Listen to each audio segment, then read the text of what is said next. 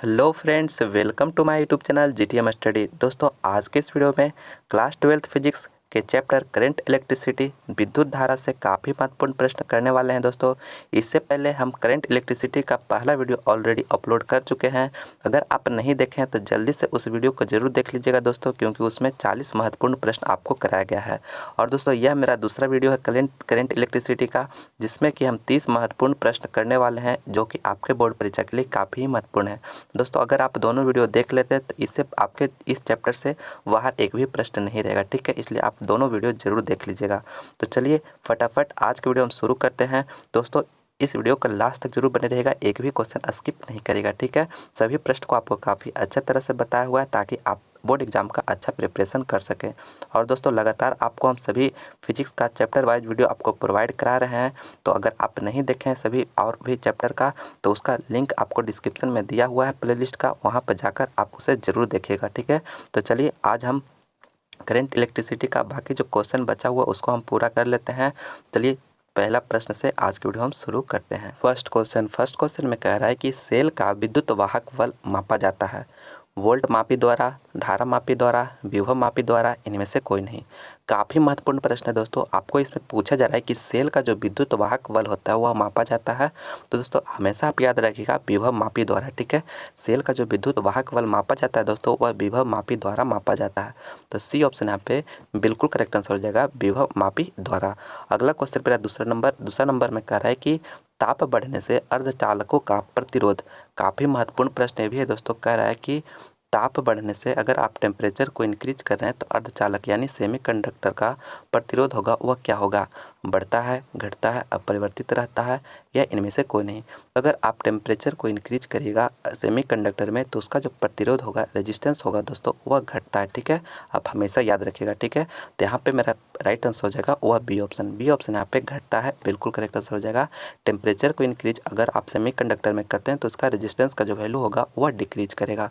तो B option यहाँ पे करेक्ट आंसर हो गया। अगला क्वेश्चन मेरा तीसरा नंबर में कह रहा है कि कार्बन प्रतिरोध के लिए हरा रंग का कलर कोड मान होता है। यानी हरा रंग के लिए आपसे पूछा जा रहा है कि कलर कोड का वैल्यू होगा वह क्या होगा। तो दोस्तों, आपको हम ट्रिक बताए थे कि बी रो ए जीवी के लिए इस तरह से आपको ट्रिक बताए थे। तो यहाँ मेरा हो गया ब्लैक हो गया, ब्राउन हो गया, रेड हो गया, ऑरेंज हो गया, येलो हो गया, ग्रीन हो गया और यह ब्लू हो गया। तो नंबरिंग कहाँ से बताया था कि 0 1 2 3 4 5 6। ठीक है, इस तरह से आपको नंबरिंग बताए थे। तो हमारा देखिए हरा कलर के लिए यानी ग्रीन कलर के लिए पूछा जा रहा है। तो ग्रीन कलर के मेरा नंबरिंग यहाँ पे देखिए कितना आ रहा है, कोड में 5 आ रहा है। तो कौन सा ऑप्शन में है? डी ऑप्शन में है। तो डी ऑप्शन यहाँ पे बिल्कुल करेक्ट आंसर हो जाएगा 5। ठीक है, हरा कलर के लिए 5 हो जाता। यही अगर आपको रेड कलर के लिए पूछा जाता तो यहाँ पे 2 हो जाता। अगर आपको ब्लू के लिए पूछा जाता तो यहाँ पे 6 हो जाता। दोस्तों, यहाँ से 1 या 2 क्वेश्चन आपके एग्जाम में रहता ही रहता है। ठीक है, इसलिए आप इसे ज़रूर से ज़रूर याद कर लीजिएगा, ताकि जो है आपका एग्जाम में क्वेश्चन नहीं छूटे। आपको ट्रिक याद रखना है कि बी रोए जीवी के लिए। ठीक है, इस तरह से ट्रिक बताए थे। तो यह मेरा इसका जो राइट आंसर हो जाएगा डी ऑप्शन यहाँ पे हो जाएगा 5। अगला क्वेश्चन मेरा चौथा हम कह रहे हैं कि फ्यूज तार का गलनांक। दोस्तों, फ्यूज तार का जो गलनांक होता है वो क्या होता है? कम होता है, अधिक होता है, बहुत अधिक होता है, इनमें से कोई नहीं। तो दोस्तों, फ्यूज तार का जो प्रयोग किया जाता है इलेक्ट्रिकल सर्किट में किया जाता है, जिससे कि कहने मतलब ज़्यादा वोल्टेज आता है परिपथ में, तो वह फ्यूज तार टूट जाता है, जिससे मेरा पूरा उपकरण जो होता है बच जाता है। ठीक है, तो इसलिए फ्यूज तार का जो गलनांक होता है वो क्या होता है दोस्तों? तो फ्यूज तार का गलनांक बहुत ही कम होता है। ठीक है, यानी कम होता है। तो ए ऑप्शन यहाँ पे बिल्कुल करेक्ट आंसर हो गया, कम होता है। ठीक है, आप हमेशा याद रखिएगा। ठीक है, क्योंकि दोस्तों जैसे ही ज़्यादा वोल्टेज होगा तो यह जो फ्यूज का तार होगा वह टूट जाएगा। ठीक है, जिससे कि जो है पूरा वायर मैंने पूरा उपकरण जो होगा उससे जुड़ा हुआ जाएगा और परिपथ से वह सारा बच जाएगा। इसलिए फ्यूज तार का जो गलनांक होता है कम होता है। तो ये ऑप्शन यहाँ पे करेक्ट है। अगला क्वेश्चन मेरा पाँचवा में कह रहा है कि एक शुद्ध अर्धचालक का परम शून्य ताप पर व्यवहार करता है। यानी एक शुद्ध अर्धचालक है वह परम शुद्ध ताप पर जो होता है वह व्यवहार करेगा अर्धचालक की तरह, एक चालक की तरह, एक अतिचालक की तरह, इनमें से कोई नहीं। तो एक शुद्ध अर्धचालक है वह परम शुद्ध शून्य ताप पर जो होगा वह एक चालक की तरह व्यवहार करेगा। ठीक है, तो बी ऑप्शन यहाँ पे बिल्कुल करेक्ट आंसर हो गया, एक चालक की तरह। अगला क्वेश्चन मेरा छठा में कह रहा है कि धारा घनत्व करंट डेंसिटी का एसआई मात्रक होता है। काफ़ी महत्वपूर्ण प्रश्न है दोस्तों, आपके बोर्ड एग्जाम में बार बार पूछा जाता है करंट डेंसिटी का जो एसआई मात्रक होता है वो क्या होता है। तो पहला ऑप्शन रहा है एम्पियर मीटर, दूसरा में एम्पियर मीटर स्क्वायर, और तीसरा में रहा है एम्पियर पर मीटर स्क्वायर, और चौथा में नन ऑफ दीज यानी इनमें से कोई नहीं। तो करंट डेंसिटी का जो एसआई मात्रक होता है वह एम्पियर पर मीटर स्क्वायर होता है, यानी कि सी ऑप्शन यहाँ पे बिल्कुल करेक्ट आंसर हो गया ampere per metre square. C option यहाँ पे करेक्ट है। नेक्स्ट क्वेश्चन सातवां नंबर में कह रहा है कि चालकता बैंड अंशतः खाली होते हैं। पहला ऑप्शन दे रहा है अचालक में, दूसरा दे रहा है धातुओं में, और तीसरा दे रहा है अर्धचालक में, और चौथा में इनमें से कोई नहीं। तो दोस्तों चालकता बैंड जो होते हैं अंशतः खाली होते हैं अचालक में, ठीक है। तो आप हमेशा याद रखिएगा ये ऑप्शन यहाँ पे बिल्कुल करेक्ट आंसर हो गया अचालक में। आप हमेशा याद रखिएगा कि अचालक में जो होता है दोस्तों चालकता बैंड अंशतः खाली होते हैं। तो ये ऑप्शन यहाँ पे बिल्कुल करेक्ट आंसर हो गया। दोस्तों यह मेरा इलेक्ट्रिसिटी चैप्टर का दूसरा वीडियो है। अगर आप पहला वीडियो नहीं देखें हैं तो ज़रूर देखिएगा दोस्तों, क्योंकि उसमें 40 महत्वपूर्ण ऑब्जेक्टिव प्रश्न कराया गया है जो कि आपके बोर्ड एग्जाम के लिए काफ़ी ही महत्वपूर्ण है। तो दोस्तों चलिए इस वीडियो को अगर आप अभी तक लाइक नहीं किए हैं तो प्लीज़ दोस्तों इस वीडियो को लाइक जरूर करिएगा, अपने दोस्तों में से ज़्यादा शेयर करिएगा ताकि उन्हें भी मदद मिले। और हमारे इस चैनल को सब्सक्राइब नहीं किया तो प्लीज़ चैनल को सब्सक्राइब जरूर कर लीजिएगा, साथ ही बेल आइकन भी जरूर प्रेस कर लीजिएगा। तो चलिए चलते हैं अगला क्वेश्चन की ओर।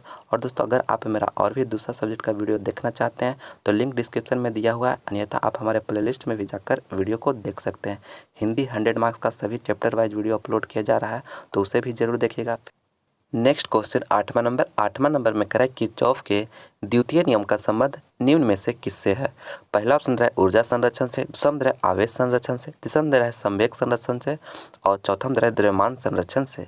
तो दोस्तों किरचॉफ का जो दूसरा नियम है दोस्तों वह किससे संबंधित है। तो दोस्तों इसका जो राइट आंसर हो जाएगा वह ऊर्जा संरक्षण से, ठीक है। आप हमेशा याद रखिएगा, काफ़ी महत्वपूर्ण प्रश्न है कि मेरा जो किरचॉफ का दूसरा नियम है वह ऊर्जा संरक्षण से संबंधित है, ठीक है। तो इसलिए ये ऑप्शन यहाँ पे बिल्कुल करेक्ट आंसर हो गया। अगला क्वेश्चन मेरा 9 नंबर में कह रहा है कि सौर सेल पैनल का उपयोग होता है। सौर सेल पैनल जो होता है दोस्तों वह उपयोग होता है चंद्रमा पर, मंगल ग्रह पर, कृत्रिम उपग्रह में, और चौथा में दे रहा है इनमें से कोई नहीं। तो दोस्तों सौर सेल पैनल जो होता है दोस्तों वह किस में उपयोग किया जाता है, तो कृत्रिम उपग्रह में उपयोग किया जाता है, ठीक है। तो सी ऑप्शन यहाँ पे बिल्कुल करेक्ट आंसर है कृत्रिम उपग्रह में। अगला क्वेश्चन मेरा 10वां में कह रहा है कि एकांक परिणाम के विद्युत क्षेत्र में उत्पन्न संवहन वेग को कहते हैं। यानी एकांक परिणाम में जो विद्युत क्षेत्र जो होता है उत्पन्न होता है उस संवहन वेग को कहते हैं। यानी एकांक परिणाम के विद्युत क्षेत्र में उत्पन्न संवहन वेग को जो है क्या कहा जाता है, चुंबकशीलता, गतिशीलता, विद्युतशीलता, इनमें से कोई नहीं। तो एकांक परिणाम के विद्युत क्षेत्र में उत्पन्न संवहन वेग को जो है गतिशीलता कहते हैं, ठीक है। गतिशीलता आप याद रखिएगा, गतिशीलता काफ़ी महत्वपूर्ण प्रश्न है, ठीक है। तो बी ऑप्शन यहाँ पे बिल्कुल करेक्ट आंसर है। अगला क्वेश्चन मेरा 11 में कह रहा है कि वैसी युक्ति जो सौर ऊर्जा को विद्युत ऊर्जा में परिवर्तित करता है उसे कहते हैं। यानी सौर ऊर्जा को यानी सोलर एनर्जी को जो है इलेक्ट्रिकल एनर्जी में कन्वर्ट करता है उसे क्या कहते हैं, ठीक है। शुष्क सेल कहते हैं, सौर सेल कहते हैं, संचायक सेल कहते हैं, या बटन सेल कहते हैं। तो दोस्तों यहाँ पे देखिए सौर सेल कह रहा है, ठीक है, यानी सौर ऊर्जा को कह रहा है, यानी मैंने सोलर एनर्जी को कह रहा है तो वह सौर सेल होता है, ठीक है। सौर सेल जो होता है वह सौर ऊर्जा को विद्युत ऊर्जा में कन्वर्ट कर देता है। तो बी ऑप्शन यहाँ पे बिल्कुल करेक्ट आंसर है सौर सेल। अगला क्वेश्चन मेरा 12 में कह रहा है कि किसी परिपथ का वह गुण जो विद्युत ऊर्जा को ऊष्मा में बदल देता है कहा जाता है। यानी किसी परिपथ का वह गुण जो विद्युत ऊर्जा को ऊष्मा यहाँ में छूट गया है बदल देता है कहा जाता है। धारा कहा जाता है, प्रतिरोध कहा जाता है, आवेश कहा जाता है, इनमें से कोई नहीं। तो दोस्तों प्रतिरोध कहा जाता है, ठीक है। आप हमेशा याद रखिएगा वो मैंने किसी परिपथ में वह गुण जो विद्युत ऊर्जा को यानी इलेक्ट्रिकल एनर्जी को हीट में बदल देता है दोस्तों उसे प्रतिरोध कहते हैं, ठीक है। बी ऑप्शन यहाँ पे बिल्कुल करेक्ट आंसर है। काफ़ी महत्वपूर्ण प्रश्न है दोस्तों, इसे भी आप अच्छी तरह से जरूर याद रखिएगा, ठीक है। नेक्स्ट क्वेश्चन 13 नंबर में कह रहा है कि सुचालक पदार्थों में संयोजक बैंड यानी वैलेंस बैंड तथा चालन बैंड के बीच में पतला बैंड गैप होता है, चौड़ा बैंड गैप होता है, कोई गैप नहीं होता है, इनमें से कोई नहीं। काफ़ी महत्वपूर्ण प्रश्न है दोस्तों। देखिए यहाँ पे पूछा जा रहा है कि सुचालक पदार्थ यानी जिसमें कि करंट प्रवाहित हो रहा है, ठीक है, करंट प्रवाहित होता है उसमें जो होता है वैलेंस बैंड और कंडक्टेंस बैंड के बीच में कैसा गैप होता है। तो दोस्तों कोई गैप नहीं होता है, ठीक है, क्योंकि दोस्तों यहाँ पे वैलेंस बैंड और कंडक्टेंस बैंड जो होता है दोनों कंडक्टर में जो होता है वह ओवरलैप करता है, ठीक है। इसी कारण जो होता है करंट फॉलो होता है, ठीक है। इसलिए यहाँ पे कोई गैप नहीं होता है। सी ऑप्शन यहाँ पे बिल्कुल करेक्ट आंसर हो जाएगा, कोई गैप नहीं होता है, ठीक है। संयोजक बैंड और चालन बैंड दोनों ओवरलैप रहता है, ठीक है, इसलिए कोई गैप नहीं होता है। तो सी ऑप्शन यहाँ पे करेक्ट हो गया। अगला क्वेश्चन 14 में कह रहा है कि व्हीटस्टोन ब्रिज के लिए संतुलन की स्थिति में होता है।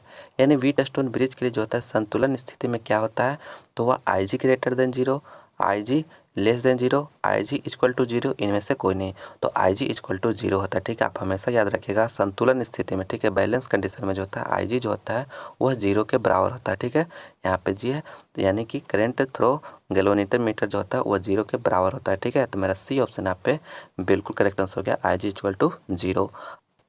नेक्स्ट क्वेश्चन 15 नंबर में कह रहा है कि किरचॉफ के प्रथम नियम का संबंध निम्न में से किससे है?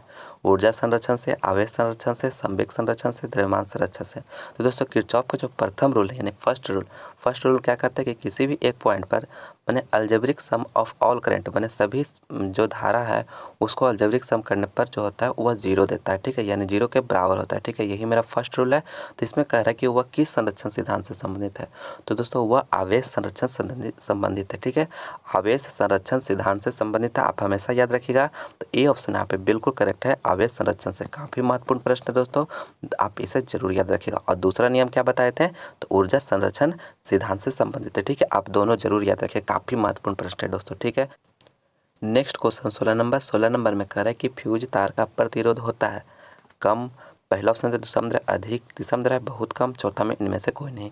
तो दोस्तों फ्यूज तार का जो प्रतिरोध होता है वह अधिक होता है। ठीक है, अधिक, तो बी ऑप्शन यहाँ पे बिल्कुल करेक्ट आंसर हो गया, अधिक। अगला क्वेश्चन मेरा 17 नंबर में कह रहा है कि विभव मापी के प्रयोग में जब धारा मापी में शून्य विक्षेप मिलता है तब धारा का प्रवाह मुख्य परिपथ में नहीं होता है, धारा मापी परिपथ में नहीं होता है, विभव मापी के तारों में नहीं होता है, इनमें से कोई नहीं। तो दोस्तों विभव मापी के प्रयोग में जब धारा मापी में शून्य विक्षेप मिलता है तो धारा का जो प्रवाह होता है दोस्तों वो धारा मापी परिपथ में नहीं होता है। ठीक है, तो यानी बी ऑप्शन यहाँ पे बिल्कुल करेक्ट आंसर हो गया, धारा मापी परिपथ में जो होता है वह धारा का प्रवाह नहीं होता है। ठीक है, तो बी ऑप्शन यहाँ पे बिल्कुल करेक्ट आंसर है। अगला क्वेश्चन मेरा 18 नंबर, 18 में कह रहा है कि कार्बन की प्रतिरोधकता ताप बढ़ाने पर, काफ़ी महत्वपूर्ण प्रश्न है दोस्तों। कह रहा है कि कार्बन का प्रतिरोधकता जो होता है, कार्बन का रेजिस्टिविटी जो होता है वह अगर टेम्परेचर को इंक्रीज करते हैं तो वो क्या होगा? घटती है, बढ़ती है, अपरिवर्तित रहती है, इनमें से कोई नहीं। तो दोस्तों आप हमेशा याद रखिएगा कार्बन की जो प्रतिरोधकता होती है वह घटती है। ठीक है, घटती है, तो ए ऑप्शन यहाँ पे बिल्कुल करेक्ट आंसर है, कार्बन की प्रतिरोधकता जो है ताप टेम्परेचर को इंक्रीज करने पर घटती है, तो ये ऑप्शन यहाँ पे करेक्ट है। अगला क्वेश्चन मेरा 19 नंबर में कह रहा है दोस्तों कि एक सेल का विद्युत वाहक बल ई वोल्ट है, जब इसे लघुपथित कर देते हैं तब इसका टर्मिनल वोल्टेज हो जाता है। यानी लघुपथित यानी शॉर्ट सर्किटित करते हैं तब इसका जो टर्मिनल वोल्टेज होगा वो क्या होगा? ई वोल्ट होगा, ई बटा के 2 वोल्ट होगा, ई बटा के 3 वोल्ट होगा या शून्य होगा। तो इसका जो राइट आंसर हो जाएगा दोस्तों वह शून्य हो जाएगा। ठीक है, डी ऑप्शन यहाँ पे बिल्कुल करेक्ट आंसर है। एक सेल का विद्युत वाहक बल ई जब है ई वोल्ट है तब इस अगर आप शॉर्ट सर्किट करते हैं तो इसका टर्मिनल वोल्टेज होता है वह शून्य के बराबर हो जाता है। तो डी ऑप्शन यहाँ पे बिल्कुल करेक्ट आंसर हो जाएगा। दोस्तों अगर मेरा और भी दूसरा सब्जेक्ट का वीडियो देखना चाहते हैं तो आप हमारे प्लेलिस्ट में जाकर देख सकते हैं, उसमें काफ़ी शानदार प्रश्न बताया गया है दोस्तों आपके परीक्षा के लिए। ठीक है दोस्तों, अगर आपका भी टारगेट है 400 प्लस मार्क्स लाने का तो ज़रूर वो सभी वीडियो देखिए दोस्तों, क्योंकि आपके लिए काफ़ी ही महत्वपूर्ण साबित होगा। तो चलिए अगला क्वेश्चन की ओर चलते हैं। अगर इस वीडियो को अभी तक लाइक नहीं किए दोस्तों तो लाइक ज़रूर कर दीजिएगा, अपने दोस्तों में से ज़्यादा शेयर करिएगा, और आप हमारे चैनल पर नए हैं तो प्लीज़ चैनल को सब्सक्राइब करके बेल आइकन भी प्रेस कर लीजिएगा, साथ ही ऑल नोटिफिकेशन ज़रूर दबा लीजिएगा दोस्तों। इससे होगा कि हम कोई भी वीडियो अपलोड करेंगे तो उसका नोटिफिकेशन आप लोगों को सबसे पहले मिलेगा। तो चलिए अगला क्वेश्चन 20वां नंबर की ओर चलते हैं। तो 20वां नंबर में कह रहा है कि निम्न में से किसकी प्रतिरोधकता सबसे कम होती है? पहला ऑप्शन है एवोनाइट, दूसरा में हीरा, तीसरा में चांदी और चौथा में कांच।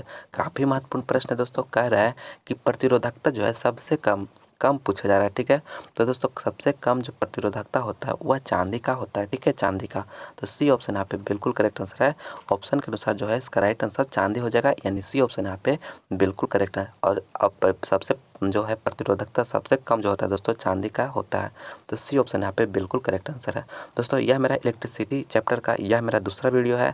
अगर पहला वीडियो नहीं देखें तो जल्दी से उसे ज़रूर देख लीजिएगा, क्योंकि उसमें भी आपको 40 महत्वपूर्ण ऑब्जेक्टिव प्रश्न बताए हैं और दूसरा वीडियो में 30 महत्वपूर्ण ऑब्जेक्टिव प्रश्न बता रहे हैं। इसलिए दोस्तों पहला वीडियो भी जरूर देख लीजिएगा, एग्जाम के लिए काफ़ी ही महत्वपूर्ण है। ठीक है, और दोस्तों इतना से बाहर आपको एक भी प्रश्न नहीं रहेगा आपकी परीक्षा में। ठीक है, इसलिए फटाफट जाकर दोनों वीडियो, ये पहला वीडियो भी जरूर देख लीजिएगा ताकि आपके एग्जाम में एक भी प्रश्न नहीं छूटे। चलिए अगला क्वेश्चन चलते हैं 21 नंबर। 21 में कह रहा है कि किसी सेल को आवेशित करते समय उसका टर्मिनल विभवांतर उसके विद्युत वाहक बल से होता है। यानी किसी सेल को आवेशित किया जा रहा है तब उसका जो टर्मिनल विभवांतर होता है वो विद्युत वाहक बल से होता है। अधिक होता है, बराबर होता है, कम होता है, इनमें से कोई नहीं। तो अधिक होता है, ठीक, अधिक। तो ये ऑप्शन यहाँ पे बिल्कुल करेक्ट आंसर है, अधिक। अगला क्वेश्चन मेरा 22 नंबर। 22 में कह रहा है कि किसी सेल को लघुपतित करने पर उसका टर्मिनल विभवांतर, यानी किसी सेल को लघुपतित किया जा रहा है तो उसका टर्मिनल विभवांतर क्या होगा? अनंत हो जाता है, शून्य हो जाता है, शून्य से अनंत होता है, इनमें से कोई नहीं। तो जब किसी भी सेल को अगर आप लघुपतित करते हैं तो उसका टर्मिनल विभवांतर जो होता है दोस्तों वह शून्य हो जाता है। तो बी ऑप्शन यहाँ पे बिल्कुल करेक्ट आंसर है, शून्य हो जाता है। अगला क्वेश्चन 23 नंबर। 23 में कह रहा है कि विद्युत विभव बराबर होता है। विद्युत विभव जो बराबर होता है दोस्तों वह किसके बराबर होता है? Q बटा के W, W बटा के Q, W Q, इनमें से कोई नहीं। तो दोस्तों यहाँ पे विद्युत विभव कर रहा है, ठीक है, यानी जो है इलेक्ट्रिकल पोटेंशियल के बारे में बात कर रहा है। तो दोस्तों एक फार्मूला आप जानते होंगे कि W equal to V Q होता है, ठीक है, वी क्यू होता है। तो यहाँ पे V बराबर हमें निकालना है, तो V बराबर क्या हो जाएगा? W बटा के Q, क्योंकि इसको Q को बराबर की साइड लाएंगे तो बटा में आ जाएगा। तो V बराबर मेरा जो आ गया W बटा के Q, यानी कि विद्युत विभव बराबर जो होता है W बटा के Q होता है। तो देखिए कौन सा ऑप्शन में है? तो बी ऑप्शन में दिख रहा है, तो बी ऑप्शन यहाँ पे करेक्ट आंसर हो जाएगा। W मेरा जो है वर्क हो गया और Q जो हो गया चार्ज हो गया, ठीक है। तो दोनों आप याद रखिएगा, तो बी ऑप्शन यहाँ पे बिल्कुल करेक्ट आंसर है। अगला क्वेश्चन मेरा 24 नंबर। 24 नंबर में कह रहा है कि प्रतिरोधों के समांतर क्रम में निम्नलिखित में से कौन सा राशि समान रहती है, ठीक है। विभवांतर, धारा, विभवांतर और धारा, इनमें से कोई नहीं। तो दोस्त यहाँ पे देखिए कह रहा है कि प्रतिरोधों को समांतर क्रम में, यानी प्रतिरोध है, ठीक है, यहाँ पे समांतर क्रम में प्रतिरोध को अरेंज किया जा रहा है, ठीक है। तो यहाँ पे अगर आप कहने का मतलब देखिए समांतर क्रम में है, ठीक है, तो यहाँ से कहने का मतलब मेरा जो है कौन सा राशि जो होगा वह समांतर क्रम में सेम होगा, ठीक है, विभवांतर होगा या धारा होगा या दोनों होगा या इनमें से कोई नहीं। तो दोस्तों आपको बता दूं कि अगर कहने का मतलब है, अगर समांतर क्रम में अगर सीरीज जुड़ा हुआ है तब यहाँ पे जो होता है वोल्टेज जो होता है सेम होता है, ठीक है। आप हमेशा याद रखिएगा वोल्टेज यानी विभवांतर, ठीक है, विभवांतर जो होगा प्रतिरोध समांतर क्रम में रहेगा तो विभवांतर जो होगा वह सेम होगा, ठीक है। तो मेरा कौन सा ऑप्शन हो जाएगा? ए ऑप्शन हो जाएगा। ए ऑप्शन यहाँ पे बिल्कुल करेक्ट आंसर हो जाएगा, ठीक है, आप हमेशा याद रखिएगा।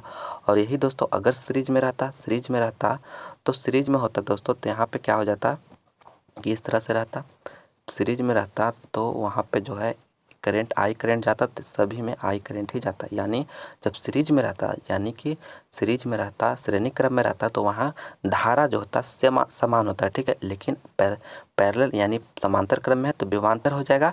अगर आपको सीरीज देगा तो वहाँ पे धारा होगा। दोनों क्वेश्चन आपको समझा दिए हैं, दोनों प्रश्न आपके एग्जाम में जरूर पूछा जाता है, ठीक है। तो इसलिए ए ऑप्शन यहाँ पे बिल्कुल करेक्ट आंसर हो जाएगा। अगला क्वेश्चन मेरा 25 नंबर। दोस्तों अगर आप मेरा फिजिक्स का चैप्टर वाइज वीडियो नहीं देखे हैं तो दोस्तों मेरा प्ले लिस्ट में जाकर सभी चैप्टर वाइज वीडियो जरूर देख लीजिए, क्योंकि दोस्तों आपको उसमें काफ़ी महत्वपूर्ण प्रश्न बताया गया है। तो प्लीज़ जरूर उस वीडियो को देखिएगा। और इस वीडियो को लाइक नहीं किए दोस्तों तो प्लीज़ दोस्तों वीडियो को लाइक जरूर करिएगा, अपने दोस्तों में भी जरूर शेयर करिएगा, कि दोस्तों काफ़ी मेहनत से आपके लिए वीडियो बना कर लाते हैं ताकि जो है आप अपना एग्जाम का बेस्ट प्रिपरेशन कर सकें, ठीक है। और दोस्तों लगातार आप लोग मेहनत जारी रखिए ताकि जो है आप अपने मुकाम को हासिल कर सके, ज़्यादा से ज़्यादा मार्क्स अपने बोर्ड परीक्षा में ला सके। तब 25 नंबर प्रश्न में कह रहा है कि 1 वोल्ट बराबर होता है 1 वोल्ट पर एम्पियर के, 1 जूल पर कूलॉम के, 1 जूल के, 1 जूल कूलॉम के। तो दोस्तों अभी अब जस्ट बताए थे कि V इक्वल टू जो होता है W बटा के Q होता है। कहाँ से? W equal to V Q से, ठीक है। तो यहाँ से मेरा V इक्वल टू W बटा Q हो गया। अब मेरा जानते हैं दोस्तों कि यह वर्क है और यह चार्ज है, तो वर्क का यूनिट क्या हो जाता है? मेरा जूल हो जाता है, और चार्ज का यूनिट क्या होता है? कूलॉम होता है। यानी 1 वोल्ट बराबर जो हो जाएगा 1 जूल पर कूलॉम के बराबर हो जाएगा। तो देखिए कौन सा ऑप्शन में है? तो बी ऑप्शन में, ठीक है। तो बी ऑप्शन यहाँ पे बिल्कुल करेक्ट आंसर हो जाएगा। 1 वोल्ट बराबर होता है 1 जूल पर कूलॉम के। तो बी ऑप्शन यहाँ पे करेक्ट है। अगला क्वेश्चन मेरा 26 नंबर। 26 में कह रहा है कि 10 एम्पियर की धारा एक तार से 10 सेकंड तक प्रवाहित होती है। यदि तार का विभवांतर 15 वोल्ट हो तो किया गया कार्य होगा।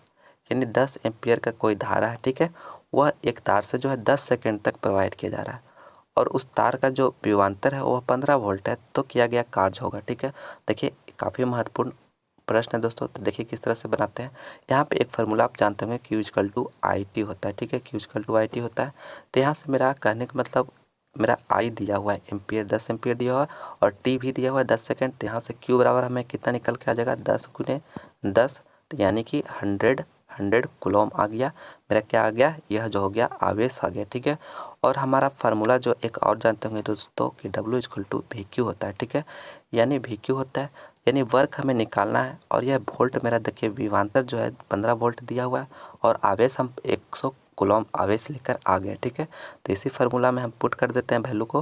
तो W तो हमें निकालना ही है, तो मेरा W इक्वल टू हो जाएगा कितना, 15 गुने 100। ठीक है, तो इसी को अगर आप मल्टीप्लाई करिएगा तो कितना आ जाएगा, 1500 मेरा जो हो गया जूल आ जाएगा। ठीक है, तो देखिए कौन सा ऑप्शन में मिल रहा है 1500 जूल, सी ऑप्शन में मिल रहा है। सी ऑप्शन यहाँ पे बिल्कुल करेक्ट आंसर हो जाएगा। क्या किए दोस्तों, कुछ नहीं, आपको Q equal to I T लगाएं, Q equal to I T लिखा लगाएं, यहाँ से मेरा 100 कूलम आ गया, और अगला में है मेरा W equal to V Q करना है। तो यहाँ पे मेरा जो है W तो निकालना ही है, और भी मेरा कितना दिया, 15 दिया, और Q निकाल कर मेरा इतना आ गया 100, तो दोनों को मल्टीप्लाई किए तो कितना आ गया, 1500 आ गया। ठीक है, 1500 मेरा 1500 जूल आ गया, कौन सा ऑप्शन में, सी ऑप्शन में, तो सी करेक्ट हो गया। अगला क्वेश्चन मेरा 26 नंबर मेरा हो गया दोस्तों। 27 नंबर करने से पहले दोस्तों प्लीज़ इस वीडियो को लाइक नहीं किया तो लाइक ज़रूर करिएगा, अपने दोस्तों में से ज़्यादा से ज़्यादा शेयर करिएगा दोस्तों, और अभी तक हमारे चैनल को सब्सक्राइब नहीं किया तो प्लीज़ चैनल को सब्सक्राइब करके बेल आइकन प्रेस करके ऑल नोटिफिकेशन भी दबा लीजिएगा। इससे होगा कि हम कोई भी वीडियो अपलोड करेंगे तो उसका नोटिफिकेशन आप लोगों को सबसे पहले मिलेगा। अगला क्वेश्चन 27 नंबर में कह रहा है कि स्थिर विभवांतर पर किसी विद्युत परिपथ का प्रतिरोध आधा कर दिया जाता है, उत्पन्न ऊष्मा होगा। यानी स्थिर विभवांतर पर जो है किसी भी विद्युत परिपथ में प्रतिरोध को आधा किया जाता है तो उत्पन्न ऊष्मा जो होता है दोस्तों दुगना होता है। ठीक है, आप हमेशा याद रखिएगा, तो बी ऑप्शन यहाँ पे बिल्कुल करेक्ट आंसर है। अगला क्वेश्चन मेरा 28 नंबर 28 में कह रहा है कि 1 ओम बराबर होता है, 1 ओम बराबर होता है 1 वोल्ट एम्पियर के पर एम्पियर के, 1 न्यूटन पर कूलम के, 1 वोल्ट पर मीटर के, 1 वोल्ट मीटर के। तो देखिए आप फार्मूला जानते हैं कि V equal to I R होता है। ठीक है, यहाँ से मेरा जो है सभी का R बराबर हम निकाल रहे हैं, तो यहाँ पे V बटा के I हो गया। ठीक है, तो मेरा यह R रेजिस्टेंस है, इसका क्या होगा, यूनिट ओम हो जाएगा। ठीक है, यह मेरा विभवांतर, तो विभवांतर का क्या होता है, वोल्ट होता है। ठीक है, वोल्ट होता है, और यह करंट का यूनिट क्या हो जाता है, एम्पियर, यानी 1 ओम बराबर जो होता है वह 1 वोल्ट पर एम्पियर के बराबर होता है। तो कौन सा ऑप्शन में है, ये ऑप्शन में है, तो ये ऑप्शन यहाँ पे बिल्कुल करेक्ट आंसर हो जाएगा। काफ़ी सब छोटे छोटे प्रश्न हैं दोस्तों, लेकिन एग्जाम में पूछे जाते हैं तो अक्सर विद्यार्थी गलत कर देते हैं, इसलिए दोस्तों आपको पूरी अच्छी तरह से समझा रहे हैं ताकि आप ज़्यादा दिन तक याद रखें और एग्जाम में उसे सही सही आंसर कर सके। ठीक है, तो यहाँ पे 1 ओम बराबर जो होता है 1 वोल्ट पर एम्पियर होता है। ठीक है, तो ये ऑप्शन यहाँ पे बिल्कुल करेक्ट आंसर हो गया। अगला क्वेश्चन मेरा 29 नंबर 29 में कह रहा है कि व्हीट स्टोन ब्रिज से तुलना किया जाता है। व्हीट स्टोन ब्रिज जो होता है दोस्तों उसे तुलना किया जाता है प्रतिरोधों का, धाराओं का, विभवांतरों का, या सभी का। तो दोस्तों व्हीट स्टोन ब्रिज जो होता है देखिए इस तरह से जो रहता है दोस्तों, इससे किस चीज़ का तुलना करते हैं, तो उससे जो है प्रतिरोधों का तुलना किया जाता है। ठीक है, आप हमेशा याद रखिएगा प्रतिरोधों का तुलना किया जाता है, इस तरह से रहता है, यहाँ से कनेक्ट रहता है। ठीक है, तो यहाँ से जो रहता है यहाँ पे R1 R2 रहता है। ठीक है, R1 R2 R3 और R4, तो यहाँ से देखिए प्रतिरोध का ही तो तुलना किया जाता है। ठीक है, तो इसलिए ए ऑप्शन यहाँ पे बिल्कुल करेक्ट आंसर हो जाएगा, प्रतिरोधों का। ब्रिज स्टोन ब्रिज से जो किया जाता है तुलना किससे किया जाता है, तो प्रतिरोधों का, तो ये ऑप्शन यहाँ पे करेक्ट है। अगला क्वेश्चन मेरा 30 नंबर 30 में कह रहा है कि धारा घनत्व है, करंट डेंसिटी है, अदिश राशि, सदिश राशि, दोनों, इनमें से कोई नहीं। तो दोस्तों आप जल्दी से इस प्रश्न का आंसर आप हमें कमेंट करके बता दीजिए, इसका राइट आंसर क्या होगा। ठीक है, उसका रिप्लाई हम जरूर करेंगे, तो इससे कमेंट करके ज़रूर बताइएगा इसका राइट आंसर क्या होगा।